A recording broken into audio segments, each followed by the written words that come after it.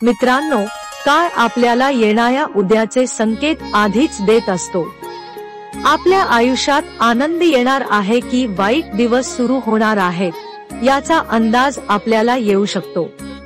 आयुष्यात अशा अनेक घटना घडतात ज्या आपल्याला चांगल्या वाईट दिवसांचे संकेत देतात, परंतु आपण ते संकेत वेळीच ओळखत नाही किंवा त्याकडे दुर्लक्ष करतो।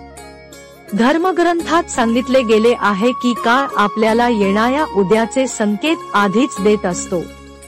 आपल्या आयुष्यात आनंद येणार आहे की वाईट दिवस सुरू होणार आहेत, याचा अंदाज आपल्याला येऊ शकतो। हे शुभ संकेत जाणून घेण्यापूर्वी त्यामागील पौराणिक कथा जाणून घेणे आवश्यक आहे। पौराणिक कथा काय? शास्त्रानुसार एकदा नारदमुनी भगवान श्रीकृष्णाला भेटायला गेले। नारदजी म्हणाले, हे भगवान, स्वतःच्या आयुष्यात चांगली वेळ येणार आहे, हे माणसाला कसे करणार? तेव्हा श्रीकृष्ण म्हणतात की हे नारद, जेव्हा एखाद्या व्यक्तीसाठी चांगली वेळ येते तेव्हा मी काही शुभ संकेत दर्शवतो। काहींना ते समजतात आणि काहींना हे संकेत ओळखता येत नाही। जाणून घेऊया ते संकेत कसे ओळखावे जे आपल्या चांगल्या काळाचे सूचक आहेत। चांगल्या वेळेचे शुभ संकेत। घराबाहेर पांढऱ्या किंवा पिवळ्या रंगाची गाय आली तर तो खूप शुभ संकेत मानला जातो।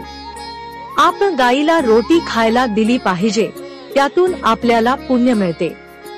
घरातून बाहेर पडताना वाटेत कुठे हिरव्या भाज्या, हिरवे गवत दिसले तर तुमचे रखडलेले काम पूर्ण होण्याचे ते संकेत मानू शकता।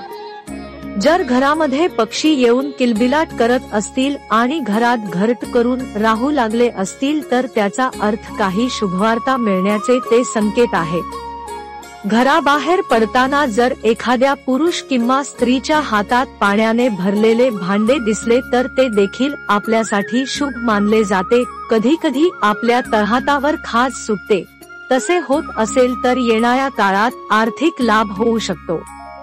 झोपेत असताना स्वप्नात माता लक्ष्मीजीचे दर्शन झाले तर समजून घ्या की तुम्हाला आर्थिक लाभ होणार आहे।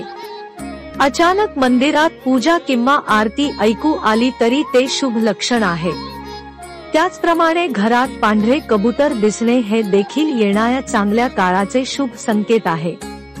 सकाळी उठल्याबरोबर जर नारळ म्हणजे श्रीफळाचं दर्शन झालं तर एखादी चांगली किंवा गोड बातमी येणार आहे असे ते संकेत असतात। कारण नारळाला हिंदुस्थानच्या सामाजिक परंपरेत शुभ मानलं जातं। प्रवास करतानाही काही शुभ संकेत असतात, पण ते आपल्या लक्षात येत नाहीत। कधी प्रवासाला निघालात आणि उजव्या बाजूने माकड, कुत्रा किंवा साप दिसला तर तो आर्थिक फायदा होण्याचा संकेत मानला जातो। सोनेरी साप दिसणं ही चांगलं असतं म्हणे।